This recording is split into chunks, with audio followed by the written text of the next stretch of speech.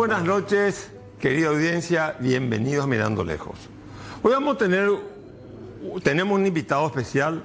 Fabián Chamorro es un historiador, un divulgador, un hombre que mira la historia desde otro ángulo. Hoy vamos a repasar con él no solamente la historia paraguaya, sino rasgos personales e individuales de las grandes figuras que creo yo, obviamente son decisiones arbitrarias que toma una persona, de los hombres que creo que de alguna manera han forjado esta nación. Desde Francia hasta el general Alfredo Stroessner, pasando por Eligio Ayala, Francisco Solano López, etcétera, etcétera. Enseguida estamos con él y yo creo que vamos a degustar una clase de historia con un gran divulgador y un gran relator, también dicho sea de paso. Pero antes que nada, unas pequeñas ideas que creo que tenemos que saber hacia dónde va el mundo. Por lo menos el señor que le está hablando ahora ha vivido un mundo de la posguerra, el mundo de la Guerra Fría, el mundo bipolar, que era un mundo esencialmente predecible. Siempre viviendo la hipótesis de guerra, pero sabiendo que no iba a haber guerra. Después vino el mundo de la globalización, el mundo de los mercados abiertos, de los mercados financieros. Después unas fuertes corrientes populistas. Y ahora vemos y nos tenemos que preguntar hacia dónde va el mundo. El mundo no es bipolar, es una poliarquía. El mundo dejó de ser, el liderazgo americano ha declinado, ha caducado, y los populismos de alguna manera están hoy en día perimidos. Entonces la pregunta que hay que hacerse, ¿hacia dónde está llevando Trump? No solamente Trump, Putin, China continental, ¿hacia dónde se están yendo? Y acá se da un fenómeno paradojal. Por mucho tiempo, y especialmente después de la Segunda Guerra Mundial, el modelo, el paradigma que tuvo mayor vigencia fue la democracia liberal, la democracia norteamericana, en donde se combinaba la democracia liberal en lo político, la libertad de expresión, el electoralismo, la alternancia en el poder con la economía de mercado. Hoy, sin embargo, estamos viendo que el presidente Trump de los Estados Unidos parece que quiere semejarse al modelo chino. ¿En qué sentido? Un poder político más concentrado. No estoy hablando que él quiera abolir las instituciones que rigen la República Federal de los Estados Unidos, porque esto es muy difícil en Estados Unidos. Estados Unidos es un país muy encorsetado en su marco institucional, pero en el manejo de la economía vemos que Trump semeja medidas que toma a lo que está tomando China continental. ¿En qué sentido? ¿Qué está volviendo de nuevo al escenario mundial? Al escenario mundial está de nuevo volviendo, desde mi punto de vista, una lógica mercantilista. ¿Qué quiere decir el mercantilismo? El mercantilismo fue el pensamiento político y económico que tuvo plena vigencia en Europa cuando se consolidaron los estados nacionales. Y el mercantilismo buscaba un objetivo. La economía se subordinaba a la política.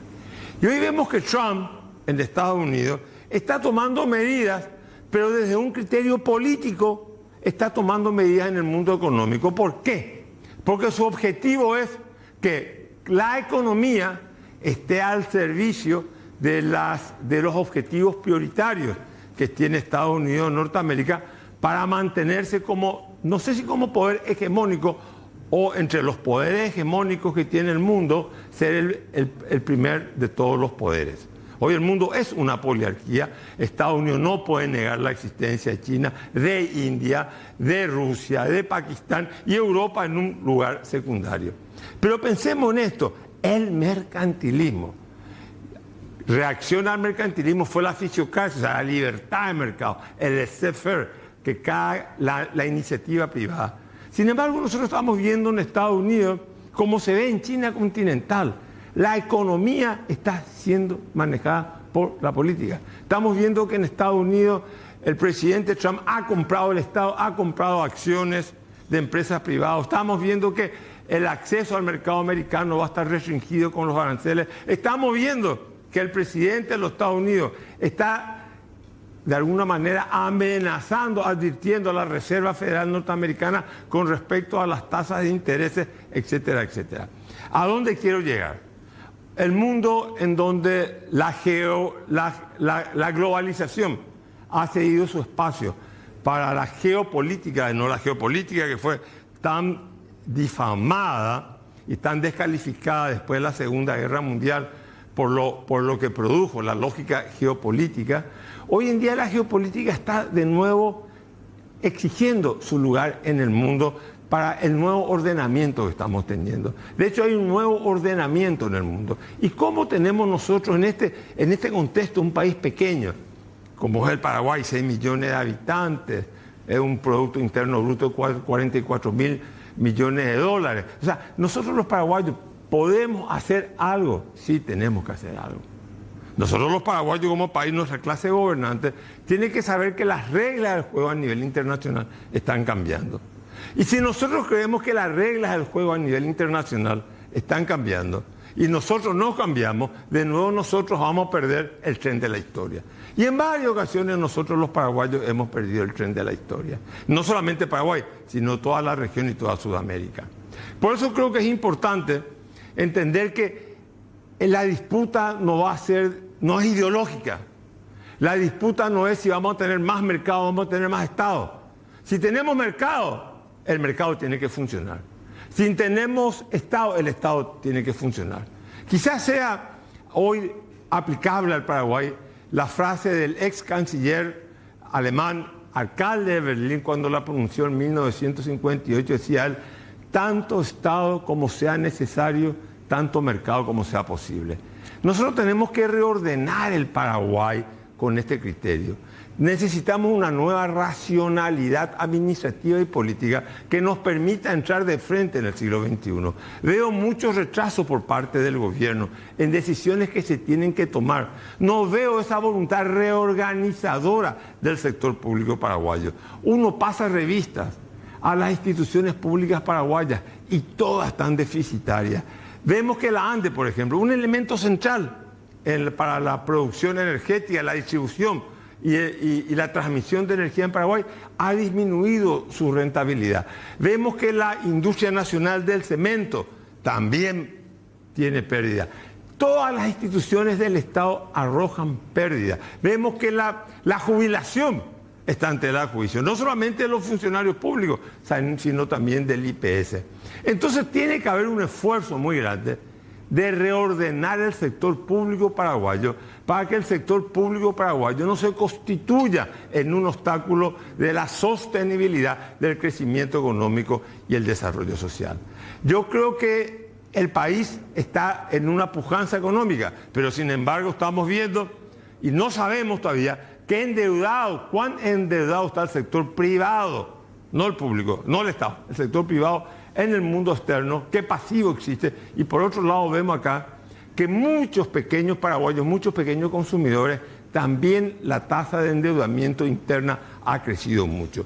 Entonces el país tiene problemas que resolver. El país tiene que reordenar su sector público, no solamente en el manejo de la política o en el momento de represtigiar y adecentar la política, sino también en la parte propiamente administrativa y en el Estado, no solamente como ente interventor que tiene que retirarse, sino el Estado tiene que convertirse en un ente regulador.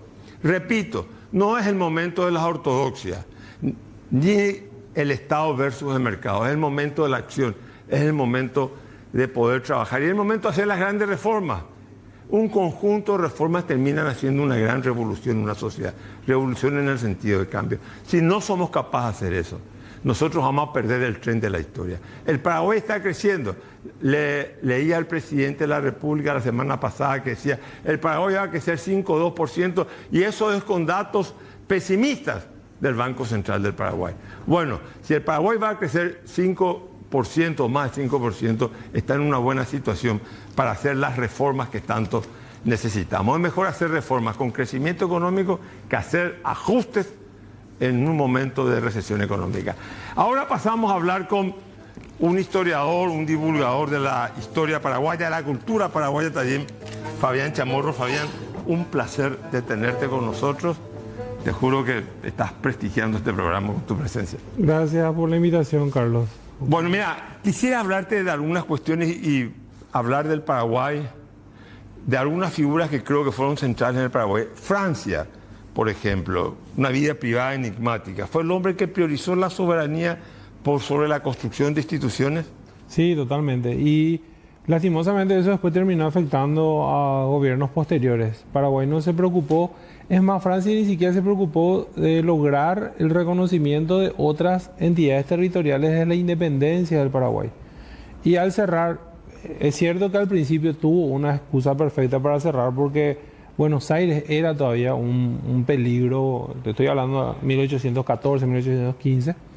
Pero cuando se acaba la hegemonía de Artigas o el peligro de Artigas, Paraguay pudo ir abriéndose lentamente nuevamente y eso no ocurrió. ¿Y qué implicó eso? ¿Por qué Artigas fue un peligro? Y porque Artigas era, cuando Artigas estuvo en su máximo apogeo de poder, amenazó en varias oportunidades a Paraguay y Artigas tenía aliados en Paraguay. Entonces era Pero Artigas quería una confederación. Sí, tenía lo que se llamó la Liga Federal, que creo que tuvo 4 o 5 años de preponderancia entre lo que hoy es la banda oriental del Uruguay y lo que eran algunas de las provincias que hoy son parte de Argentina. Y tuvo una serie de roces con Francia en aquella época, pero cuando pierde su poder, allá por 1819, ya no era una amenaza para Paraguay. Además era muy difícil llegar a Paraguay en aquella época en donde había un desconocimiento total de qué es lo que había aquí. Te quiero hacer una pregunta. Sí. ¿A qué se debe este Francia el enigmático, el más culto de la revolución? Te escuché decir una vez de la independencia.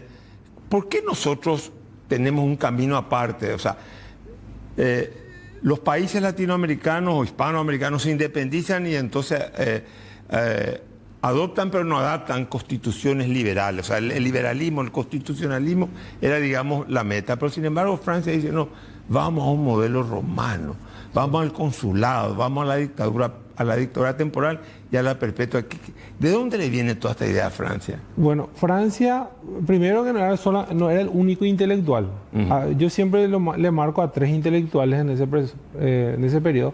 Fernando de la Mora, que sí tenía una idea más liberal, él se había formado en Argentina. Pero Francia también en Córdoba, ¿verdad? Sí, pero Francia hizo en Córdoba lo que hoy sería la secundaria. Mucha gente piensa que él se fue, hizo... No, él terminó allá lo que aquí sería la secundaria. Entonces, no trajo la cantidad de conocimiento que sí trajo Fernando de la Mora. Además, Paraguay era un país que era una frontera, porque esto era una frontera española con Portugal, que es Brasil, y todo llegaba tarde, estábamos totalmente aislados, hasta el pensamiento llegaba tarde. Entonces, me refiero a todas esas corrientes que llegan después de que España cae en poder de Napoleón. Entonces, Francia, yo creo que en serio al principio pensó que necesitaba cuidar la soberanía y la independencia del Paraguay, y después él mismo se creyó como la única persona que podía administrar Paraguay. Y ahí es donde podemos entrar en una cuestión más crítica con él. Ahora, si no hubiera Francia, Paraguay hubiera estado involucrado en las contiendas, en el litigio interno de las provincias de la Argentina, el Río de la Plata. No sé, pero probablemente si hubiera sido alguno de los militares que eran importantes en aquella época, Fulgencio Yegros, Pedro Juan Caballero, probablemente. Digo probablemente, nunca no vamos a saber porque no ocurrió. Pero digamos, el Paraguay, la vocación independentista del Paraguay, ¿es una cosa de Francia o es una cosa de que había una nación previa que ya se distinguía del resto del Río de la Plata? Sí. ¿Vos pensás que ya era una cuestión? Ya había una cuestión previa y había una rivalidad muy grande con Buenos Aires. El paraguayo crea su identidad a partir de su rivalidad con Buenos Aires, que era una rivalidad que ya tenía cientos de años. Estamos hablando desde que se instala el puerto, desde que hay la separación de la provincia en 1617, hay una rivalidad. Y por eso es que el paraguayo, cuando ocurren las invasiones porteñas, se levanta. Eso fue masivo. O sea, los paraguayos se presentaron a pelear con lanzas. Porque cuando vino Belgrano. Cuando vino Belgrano, Cerro Porteño y Itaguarí. Porque había un sentimiento de rechazo hacia el argentino. Ni siquiera era por una cuestión de vamos a ser independientes, sino no vamos a ser parte de eso que quiere crear Buenos Aires. Pero Paraguay manda tropas cuando vienen las invasiones inglesas hasta Buenos Aires. Obligado, claro, sí, era parte de su territorio. El virreinato del Río de la Plata, como capital en Buenos Aires, Paraguay era parte del virreinato. O sea, lo que estaba haciendo era enviar tropas para defender su capital. O sea, entonces, independientemente de la persona de Francia, digamos, la identidad nacional era un fenómeno colectivo, no fue una cosa que la selló Francia. No, definitivamente. Y ahí el elemento principal es el guaraní.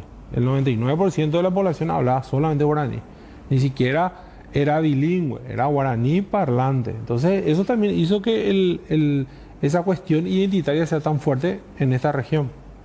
Y decimos una cosa, bueno, se va a Francia, a algunos le cuestionan que, bueno, digamos, el bajo nivel institucional. La figura de Carlos Antonio López. La figura de Carlos Antonio López es una figura más aceptada, más unánime, digamos. Sí, sí. ¿A qué se debe la unanimidad con respecto a la figura de Carlos Antonio López? Y empieza un periodo de modernización de Paraguay. Caen algunos errores de Francia. O sea, estamos hablando de dos gobiernos que se manejaron en la figura del presidente. No había otras instituciones, solamente el presidente de la República. Pero sí buscó abrirse al mundo. Él es el que busca el reconocimiento de los demás países de la independencia del Paraguay. Por eso es que uno de los primeros, o sea, una de las primeras acciones del consulado de Mariano Roca Alonso y Carlos Antonio López es el acta de independencia. ¿Por qué? Porque Paraguay no tenía. Y es con el acta de independencia se va a los otros países y le dicen, nosotros somos independientes, por favor, reconozcan eso. Y a partir de 1843 empieza con Bolivia y después se va extendiendo en toda la región y después con las potencias de Europa se comienza a lograr el reconocimiento de la independencia del Paraguay. Eso lo logra don Carlos. Que tampoco, salvo que Argentina y Brasil. Salvo con Argentina. No, Brasil sí. Brasil siempre jugó tratando de dividir o evitar que se vuelva a unir el virreinato del Río de la Plata. Entonces le reconoce a Paraguay en el 45, ya le reconoce, pero Argentina recién lo hace en el 52. Y ahí es donde Paraguay puede salir al mundo. ¿Por qué? Porque siempre tuvo el Río de la Plata bloqueado. Entonces cuando se logra el reconocimiento de la Confederación Argentina en aquella época, Paraguay sale al mundo. Es el proyecto modernizador, es el que se rescata mucho de don Carlos, el tema de la fundición de hierro, el arsenal, los astilleros, el ferrocarril, obra de don Carlos. Y trajo gente de afuera. Trajo gente de afuera, envió gente a estudiar también.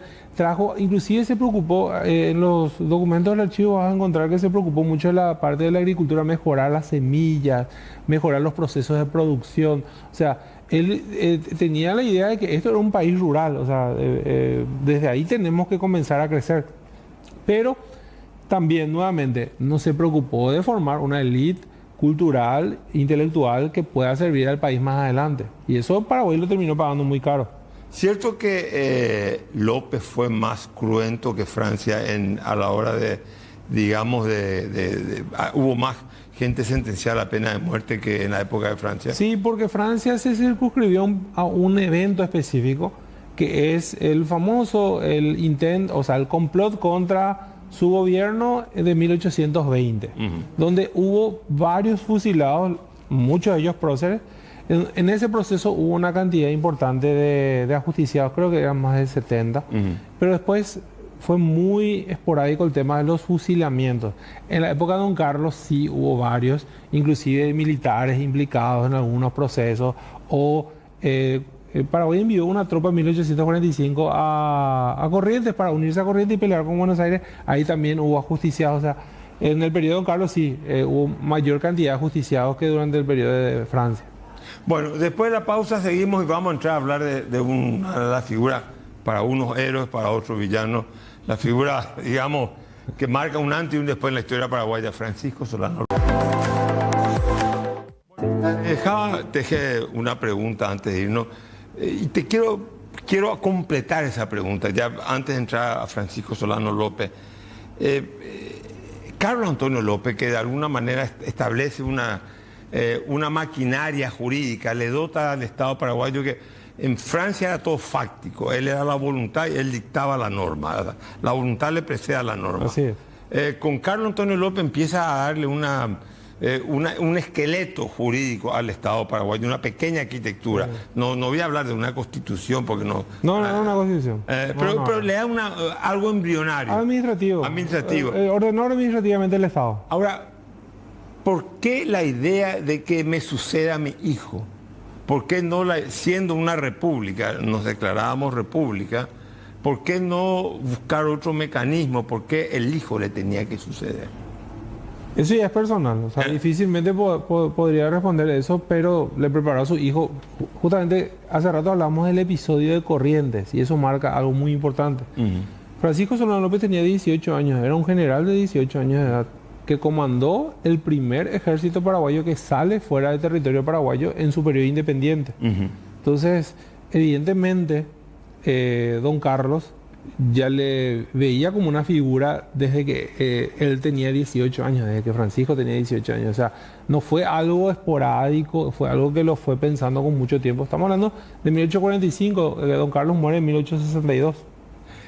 ¿Y qué veía en López? López tenía, a ver, Francia se llega a un hombre enigmático, culto, decían que era culto, conocía de derecho, de teología, de historia. ¿Qué veía? ¿Qué virtud el padre veía en el hijo para decir, este va a ser mi sucesor? Yo creo que habrá visto el tema de una figura fuerte. Paraguay en aquella época todavía tenía problemas limítrofes y eso terminó después siendo contraproducente, pero buscó, de sus hijos buscó aquel que tenga una figura un poquito más fuerte, por decirlo de una manera, por más robusta. Término, más robusta. Sí, porque los otros dos eran más de farra. Es más, uno de ellos se fue a estudiar a Brasil 2 años, después vino porque le fue mal en el estudio y porque tenía una vida muy licenciosa, y el otro andaba más en bailes que en otra cosa. Entonces, el que se preocupa de sus 3 hijos varones de cuestiones de Estado es Francisco. Y Francisco Solano López, más allá de su viaje a Europa, o sea, su formación que era militar, pero sin academia militar. No, ninguna. O sea, la de acá, la que se formó. Al lado del padre. Al lado del padre, y también tuvo algún tipo de experiencia gracias a los brasileños enviaron misiones a Paraguay, técnicas militares para instruir a militares paraguayos. Eso fue su mayor cercanía con conocimientos de la academia, porque hay un mito que dice que él se fue a estudiar a Europa. No, él no se fue a estudiar a Europa, él se fue a buscar reconocimiento de las potencias europeas, se fue a buscar tecnología de Europa, se fue a buscar becas para paraguayos. O sea, él se fue a buscar otra cosa, él no se fue a prepararse militarmente a Europa. O sea, eso no ocurrió ni antes del viaje a Europa ni después del viaje a Europa. O sea, el ejército paraguayo que va a la guerra no era un ejército de militares profesionales que habían pasado por una academia militar. Eran gente seleccionada, qué sé yo, Duigis Díaz, todo eran gente... Eran cuarteleros, era gente que entró al cuartel desde muy joven y fue ascendiendo por el hecho de que estuvo mucho tiempo en la milicia. Ahí el que tuvo una formación importante, primero los brasileros y después también de técnicos ingleses que vinieron, fue Brugués, por ejemplo, que era artillero. Después Elizardo Aquino, que hoy sería el zapador, el de ingeniería. Entonces ellos tuvieron mejor preparación porque las misiones técnicas que vinieron trabajaron con ellos. Pero entonces quiere decir que, a ver, porque esto es una pregunta, te estoy preguntando todo esto. O sea, Paraguay no tenía un ejército profesional cuando va a la guerra grande. No, para nada, si no teníamos academia militar. Y nuestros generales, ninguno se fue a una academia militar propiamente dicho. O sea, digamos, López lo que hace es, no sé si fue Carlos Antonio Francisco, el escalafón militar, porque Francia deja en un grado inferior. No, Francia... Todos sargentos. Todos chicos, porque justamente evitar que alguien saque demasiado la cabeza. Don Carlos permite más, pero igual Don Carlos termina con un solo general. Bueno, 2. Uno su hijo y otro que era Wenceslao Robles. Y Francisco empieza con esos 2 generales nomás. Después los otros van ascendiendo durante la guerra. La pregunta es la siguiente. Francisco Solano López, ¿héroe o villano? Siempre dividió a la historia paraguaya en 2 aguas, ¿verdad? El Paraguay estaba preparado para ir a una guerra, para invadir otro país, para entrar a terciar en un conflicto interno uruguayo, a sabiendas, digamos, que la distancia entre el apoyo logístico y la invasión son costosas. Los americanos fracasaron en Afganistán, los rusos, los ingleses, Hitler en Rusia, en la Unión Soviética, Napoleón. O sea, las invasiones son costosas, el aspecto logístico. López no midió eso es debido a que no era un militar o solamente era un voluntarista. ¿Cómo es que no midió? O él veía que la guerra era inevitable. Bueno, ahí hay un problema. O sea, Paraguay va a una guerra contra 3 países que no ocurre de una vez. Primero empieza la guerra con Brasil. Quizás la guerra con Brasil en las condiciones de aquella época era más sostenible. ¿Por qué? Porque no había un camino directo que una Río de Janeiro con Asunción. Estamos hablando de 3.000, 4.000 kilómetros de montes impenetrables. Que el problema ha sido para Brasil, si Brasil nos invadía. Claro, y de hecho hay una columna que sale de Santos y tarda 2 años en llegar a Mato Grosso. Y esa columna fue arrasada por los paraguayos con guerra de guerrilla. O sea, no había forma. Por eso, una cosa era la guerra con Brasil. Cuando se entra en una guerra con Argentina, Paraguay pierde su salida, que era justamente la única vía. Paraguay, la única vía es salir por el río de la Plata, salir al mundo. O sea, cuando ocurre eso, sí se queda aislado y ahí es imposible. Desde el momento que Paraguay ingresa a territorio argentino, ya no hay vuelta atrás y ya es imposible que Paraguay pueda revertir lo que iba a venir después. O sea, la guerra fue una guerra de desgaste, en donde los aliados tuvieron que entrar por tierra para tomar el gobierno paraguayo, que fue lo que ocurrió. Pero son diferentes lecturas en diferentes tiempos. Una cosa es la guerra con Brasil y otra cosa es cuando ya se vuelve la guerra de la Triple Alianza. ¿Y por qué López, te pregunto, parece que fue llevado por el ímpetu? ¿Por qué no se queda en el frente brasileño con las dificultades que vos mismo estás diciendo de logística? Sí. 2.000, 3.000 kilómetros, no había camino directo. Protegíamos esa zona y en todo caso la consolidamos, después buscamos otro frente. Porque viste que luchar en varios frentes... No, es imposible. Era imposible con los recursos que tenía Paraguay. Paraguay lo único que tenía de ventaja en la guerra es la capacidad de levantar una gran cantidad de hombres en poco tiempo. ¿Por qué? Porque Paraguay estaba militarizado desde la época de Francia. El joven de 14, 15 años ya recibía instrucción, salía de la misa, que en aquella época era obligatoria, salías de la misa y vos recibías instrucción militar. Y eso fue lo único que tuvo ventaja Paraguay. Paraguay en semana tuvo 75.000 hombres para la guerra. Los aliados para hacer sus reclutamientos tardaron meses y meses. Esa es la única ventaja que tenía Paraguay.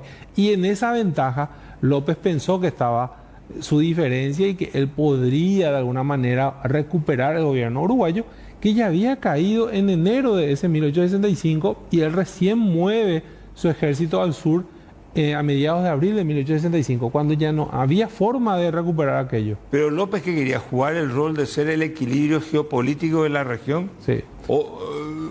Y esa es la diferencia con el pensamiento. Su papá era un pensamiento nacional, fortalecerse nacionalmente, y el otro comenzó a tener un pensamiento geopolítico más de afuera. Por eso es que él hablaba del tema del equilibrio. Después podemos discutir si el equilibrio existía o no existía, pero él pensaba en una cuestión de equilibrio. Por eso es que se mete en el tema de la crisis interna de Argentina, donde él termina siendo árbitro para que por un tiempo por lo menos se una Buenos Aires con las demás provincias argentinas. Claro, con Urquiza. Entonces él busca ser árbitro. También buscó ser árbitro en el conflicto de Brasil con Uruguay antes del inicio de la guerra. Y le rechazaron. Yo creo que a partir de ahí es que desde su propia cabeza se va tejiendo lo que después terminó siendo la guerra. Pero te pregunto, su visión de esa percepción de la realidad, ¿fue la correcta? ¿Fue correcto que Paraguay se involucre en un conflicto tan grande donde ni siquiera teníamos un servicio exterior preparado, donde no teníamos, reclutamos 75.000 personas, pero no teníamos un ejército profesional? ¿No hubiera sido más prudente, o sea, recomendable prudencia, más que tener una actitud invasiva? ¿Qué podíamos terciar nosotros en Uruguay? Bueno, la verdad que las guerras son evitables, pero si algo se puede justificar teniendo en cuenta la geopolítica de la época, era una guerra con Brasil, pero solamente con Brasil. El ir a la guerra con Argentina no tenía no había ningún beneficio. Uruguay ya había caído. ¿Para qué entrar a Argentina? Entonces, nuevamente, en dos partes dividió la respuesta. Con Brasil hasta se justificaba en aquella situación porque Uruguay había sido invadido por Brasil nuevamente. En una época donde había pasado muy poco tiempo de que el territorio uruguayo había sido parte de lo que conocemos como Brasil, como provincia cisplatina. Entonces, hasta ahí se justifica, pero el abrir ese frente de guerra enorme en tu frontera, en donde sí se podía movilizar por los ríos, Ese fue un error garrafal. O sea, haber hecho que dos adversarios se unieran en contra del Paraguay fue un error. Unir a Brasil y a Argentina Para mí sí. Fue un error. Y que después le termina costando muy caro a Argentina. Porque Argentina en aquella época todavía disputaba la hegemonía en la región, que después terminó siendo para Brasil, después de la guerra, el que se queda hegemónico es Brasil. O sea, que quiere decir que de alguna manera la guerra terminó consolidando la hegemonía brasileña. Termina consolidando la hegemonía brasileña, termina consolidando el proceso de consolidación nacional brasilero, también argentino. La guerra tiene varias consecuencias en la región, no solamente en Paraguay. Y una de esas consecuencias tiene que ver con el fortalecimiento de esas identidades, tanto en Brasil como en Argentina. Después de la pausa, sí, me decís, ¿cómo que un país que quedó casi diezmado, 200.000 habitantes, la mitad de la población asesinada, muerta, destruido el país, desvencijaron el Paraguay, llevaron cosas del Paraguay, destruyeron las fundiciones? ¿Por qué Paraguay quedó independiente y no nos comieron? Después de la pausa seguimos con Fabián Chamorro. A ver, ¿por qué Paraguay queda independiente si quedó destruido el país? Diezmado. Por la geopolítica. El Tratado Secreto de la Triple Alianza decía que todo el Chaco, que hoy conocemos, el Chaco Boreal, tenía que quedar para Argentina. ¿Qué estaba en disputa en aquella época? Las Misiones, que quedaron para Argentina, y todo el Chaco Central, que hoy es Formosa, y el Chaco Boreal, que hoy es en gran parte el territorio paraguayo. El Tratado de Secreto decía que todo eso tenía que ser de Argentina. ¿Por qué no fue de Argentina? Porque Brasil, cuando logra el tratado con Paraguay en el 72, se da la vuelta y comienza a ponerle trabas a su ex aliado para que no se quede con todo el Chaco. No por una cuestión de bondad. ¿Qué aprendió Brasil de la guerra? Que no podía cuidar su Mato Grosso a larga distancia. El Mato Grosso era muy importante para Brasil, lo sigue siendo, y Paraguay lo tomó en 2 días. Entonces Brasil no podía tener una frontera enorme con su gran enemigo regional. Entonces, ¿qué hace Brasil? Primero evita que el Chaco completamente caiga en poder argentino, y después Paraguay, lastimosamente, digo lastimosamente porque Paraguay, con el proceso de modernización de Don Carlos, pudo haber tenido inclusive indicios de progreso más adelante, que no los tuvo, pero la guerra destruyó todo eso y Paraguay se convierte en un estado tapón. Y Paraguay por eso existe. Como Uruguay. Como Uruguay, por la geopolítica. Así de sencillo. O sea, la geopolítica terminó definiendo la sobrevivencia paraguaya. Totalmente. O si no, hoy, por la cercanía, esto iba a ser donde estamos hoy, provincia de Argentina. Esa frase de López, atribuida a López, muero con mi patria. Sí. De alguna manera es una visión un poco... de que la patria moría con él. Sí, mi destino se identifica con la patria, o sea, sí, yo soy la patria. No fue un poco él en ese sentido arbitrario, en el sentido de extender la guerra más de lo debido. Fue un hombre valiente, eso nadie cuestiona. Algunos también cuestionan su valentía, que no peleó, que no estuvo en el frente de batalla, pero convengamos que murió épicamente. Sí, yo creo que la guerra se acabó en Itabaté, diciembre del año 1868, cuando desaparece el ejército paraguayo. Gran parte del ejército paraguayo desaparece en esa última batalla en la zona de Villeta, y ahí terminó la guerra. O sea, después, lo que vino después fue una resistencia heroica de la población civil y un ejército completamente diezmado que fue llenando sus cuadros con ancianos, heridos, niños, mujeres. O sea, la guerra se tuvo que haber terminado en el 68. ¿Y por qué no se terminó? ¿Por qué López no quiso? ¿Por qué eso muero con mi patria? Y porque, bueno, nuevamente, esa es una pregunta que deberíamos llevarla a López. Pero la especulación del historiador. Y yo creo que el peso de la historia, justamente, primero el Tratado Secreto de la Triple Alianza, que ya era conocido, un tratado que destruía por completo Paraguay, y después cómo él hubiera sido juzgado si es que se rendía.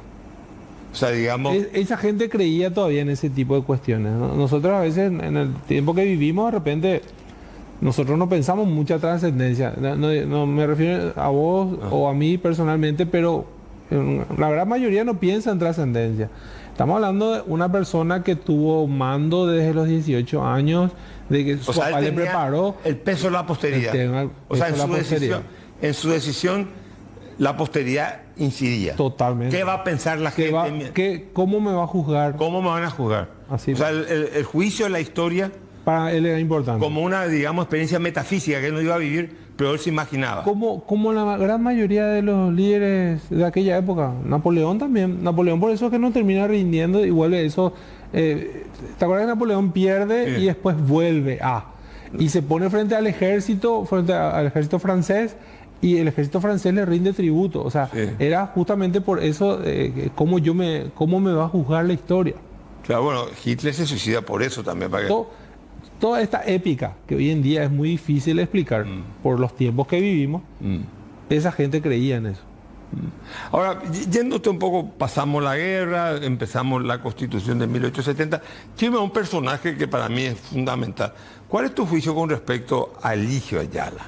Eligio Ayala fue el mejor presidente del siglo XX, porque justamente hay que contextualizar pues los personajes. ¿Por qué el siglo XX luego? Porque él hereda un país destruido por la guerra civil. La guerra civil de 1922-1923 prácticamente tuvo combates en toda la parte poblada de la región oriental, en donde se perdieron gran parte de los armamentos que se fueron comprando para una posible guerra con Bolivia, donde los mejores militares, muchos de ellos tuvieron que ser pasados a retiro porque habían participado del bando revolucionario, donde murieron muchos militares que fueron formados justamente en el extranjero para servir a Paraguay en una probable guerra con Bolivia. Encuentra eso con instituciones débiles, y él no solamente fortalece las instituciones, logra que los colorados vuelvan a los procesos electorales, logra estabilizar la economía. Paraguay era no estábamos muy lejos de lo que es, viste, siempre vemos el reflejo de Argentina, que hoy un día sale algo 100 y al otro día sale 1000 con una hiperinflación. Paraguay vivía eso en aquel momento. Él estabiliza la moneda. Él ya había pensado en una posibilidad de tener una moneda propia, que fue el guaraní, que 15 años después de eso, porque no le dio más tiempo, porque 4 años no maduraba su gobierno, pero saneó las finanzas públicas desde el boom algodonero de aquella época, y eso hizo que Paraguay no solamente pueda atender nuevamente sus necesidades de defensa, sino que también pueda proyectar en otras. Él es el que trata, para mí, la reforma educativa más revolucionaria era la de Ramón Indalecio Cardoso, y con él se inicia, que lastimosamente después el militarismo termina pagando. Una reforma agraria que no solamente tenía en cuenta el darle tierra al campesino, sino también asistencia técnica, servicios, todo eso hizo Eligio Ayala. Entonces, para mí fue fundamental. ¿Y por qué tan fundamental? Porque después vino la guerra, y mucho de lo que ocurre en la guerra se organizó durante el periodo de Ayala. Se dice que Ayala, Eligio, decía, la guerra se viene y va a ser guerra. Sí. Y Eusebio decía, no, vamos a tratar de evitarla por medios diplomáticos, ¿es cierto? Así mismo. Eusebio tenía otro pensamiento, pero increíblemente Eusebio hereda la guerra. ¿Por qué? Porque cuando él toma el gobierno ya había empezado la guerra un mes antes. La guerra empezó el 15 de julio, él asume el 15 de agosto. Él ya hereda la guerra, pero sí, él era uno de los que más trató de evitar. Es más, durante la guerra, el que más buscó caminos diplomáticos para terminar la guerra fue Eusebio Ayala. Ahora, ¿cómo se explica que un hombre, estábamos hablando fuera de cámara, la biografía de Ayala, un campesino en Buyapeú, de Ayala Guazú, hijo natural, termina su estudio en el Colegio Nacional, va a Encarnación, va a Europa? En aquella época no creo que haya habido estadistas en América del Sur que poseyeran otros idiomas. Él hablaba guaraní, español, francés, alemán, algunos decían inglés, no sé cómo. Italiano. Porque o sea, él vivió justo en los cantones cerca de Italia, que se habla italiano. Entonces, ¿cómo? O sea, una formación excepcional. Sí. O sea, un intelectual de peso. Totalmente. El desenlace de su vida, ¿cómo vos lo explicás? Porque estás en una obra de teatro. Sí, que tiene que ver con su vida. Y tenía una vida privada, desordenada.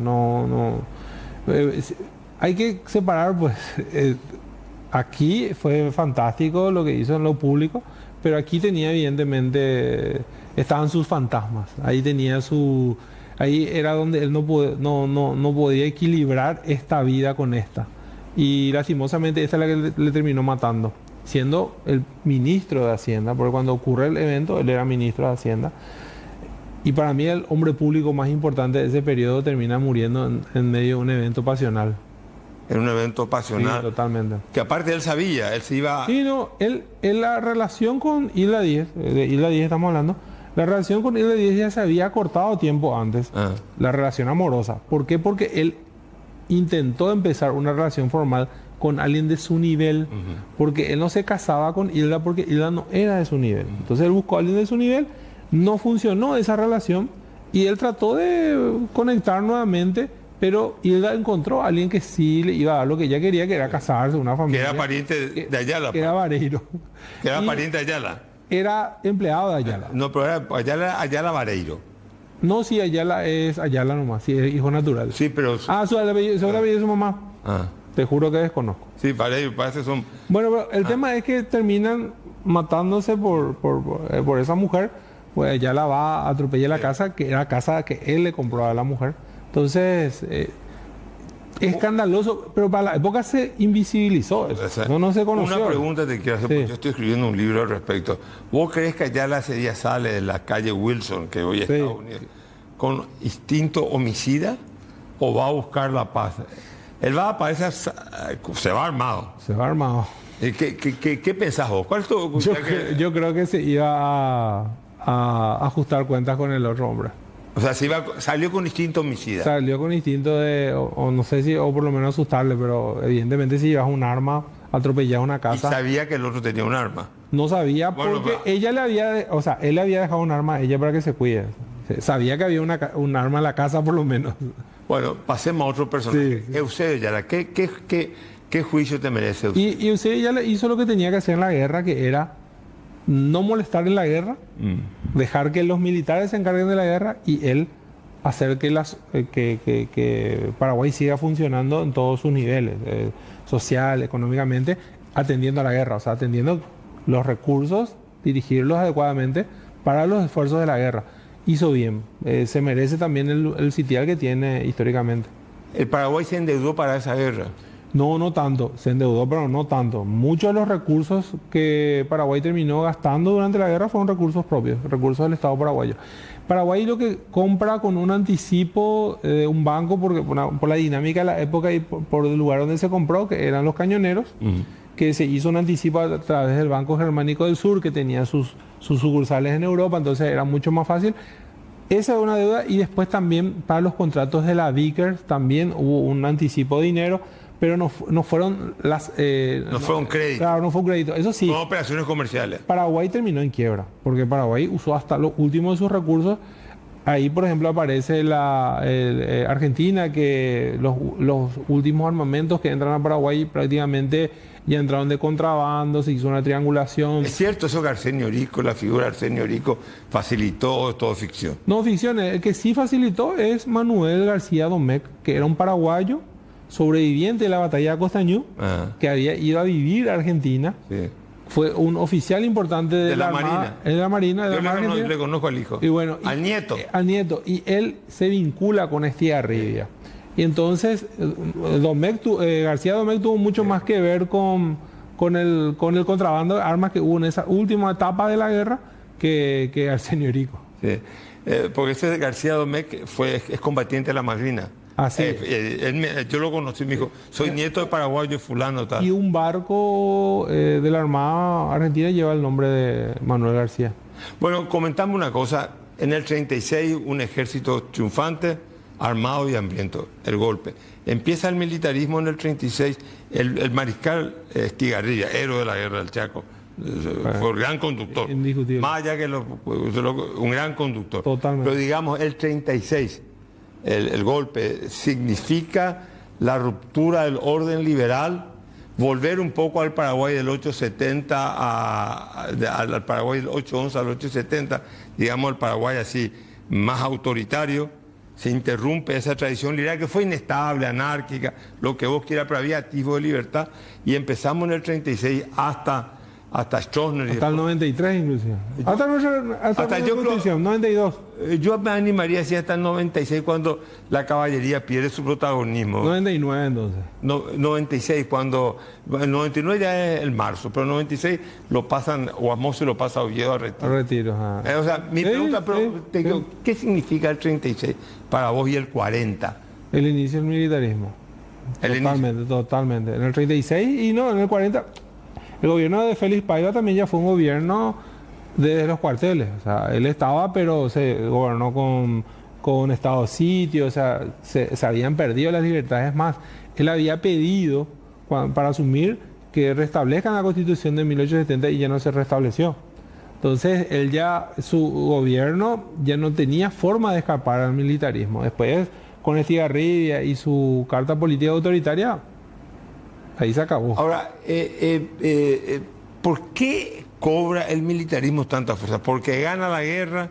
¿Porque tiene el apoyo de los Estados Unidos? ¿Porque eran las dictaduras del desarrollismo? Todas juntas. Higinio Morínigo, que hay una suerte de corporativismo de Oliveira Salazar, sí. un fascismo matizado. ¿Por qué cobra tanta fuerza el militarismo? Todo se mezcló. El crash del 29 hizo que el liberalismo entre en una encrucijada, donde vamos a dejar o no que el Estado también intervenga. Después la aparición de regímenes fascistas, Alemania, Italia, Japón, Rusia, gobiernos fuertes, militares, todo eso, una bomba de tiempo en la región, no es solamente un fenómeno paraguayo. Y después, por supuesto, estos hombres que se fueron medio anónimos a la guerra, vinieron héroes de la guerra. Y esos héroes hacen una revolución antipartido, antipartido político, porque al principio era solamente gobierno de militares. El gobierno, en los primeros años, creo que tuvo 40 ministros, creo que tuvo Morínigo, de los cuales la mayoría eran militares. Entonces, él que instala definitivamente el militarismo, apoyándose en la Constitución que había dejado, que no usó Estigarribia, porque se juró en agosto y él muere en septiembre. Así que a partir se da una serie de elementos entonces que hacen que el militarismo se instale definitivamente en Paraguay. La figura de Estigarribia, héroe de la guerra y digamos con ciertos rasgos de una constitución, con rasgos de corporativismo autoritario. Sí. ¿Cómo entendés? Y siendo candidato al Partido Liberal aparte. El momento histórico. El momento histórico, hay que ser sincero, Estigarribia se dio cuenta de que esta cuestión de los cuarteles no se iba a acabar. Y de hecho no se acabó. Después ocurre, el gobierno Morínigo tuvo intentos de golpe, no solamente la revolución del 47, tuvo también sus intentos de golpe. Y eso no se acabó hasta Stroessner. Y Stroessner también tuvo 1 o 2 conatos antes de estabilizar definitivamente su gobierno. Entonces yo creo que Estigarribia vio eso. Estigarribia es un hombre, para mí, un hombre brillante, que tomó malas decisiones políticas, pero porque el contexto le llevaron a tomar esas malas decisiones políticas en ese momento. No veo yo otra forma de parar la anarquía que podría venir a Paraguay si no hubiera hecho lo que hizo Estigarribia en ese momento. Alfredo Stroessner, para ir terminando. Sí.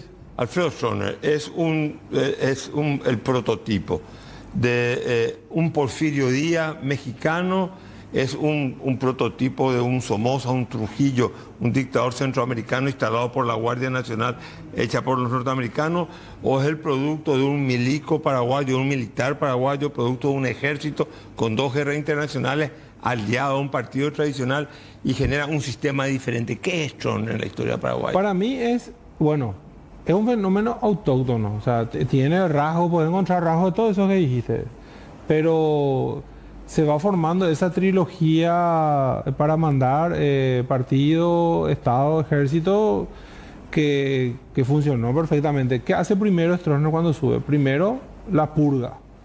Segundo, o sea, la purga en el Ejército. Segundo, la purga en el partido. Y después la purga en el partido, él entonces dice, bueno, ahora sí, este ya es un pilar. El Ejército es un pilar, el Partido Colorado es un pilar, Y con eso sobreviví hasta... Sí, yo te digo, yo siempre le digo a mis amigos colorados, le digo, si Stroessner subía en el 83, probablemente iba a haber un debate en algún momento para llevarle al panteón de los héroes. No, yo no estoy de acuerdo. Ojo, quiero aclarar que Stroessner para mí fue nefasto. Con él perdimos la última oportunidad que tuvimos de ser un país industrializado. Ojalá alguna vez lo volvamos a tener. Te hablo por el tema de Itaipú. Pero ¿qué él hizo con Itaipú? Sistematizó la corrupción. Absolutamente. En vez de preocuparse por un Paraguay más grande. Pero bueno, el tema es que para lo que estaba terminando en el 83, que era justamente el boom de Itaipú y todo eso, él se hubiera ido probablemente como un héroe como un héroe nacional. Pero se fue tarde. Se fue tarde y eso hizo que aflore todo lo que se hizo mal, la violación de los derechos humanos, la corrupción sistemática. Prácticamente todas las empresas del Estado estaban en quiebra. Y todas se sostenían por plata del gobierno que iban a fondear corrupción y más corrupción, clientelismo y más clientelismo. Si se hubiera en el 83 iba a ser muy diferente la mirada. Bueno, estuvimos repasando los personajes más importantes de la historia paraguaya con un gran historiador, Fabián Chamorro. Muchísimas gracias. No, gracias. Prestigiaste en mi programa. La gente va a estar muy agradecida y como diría mi amigo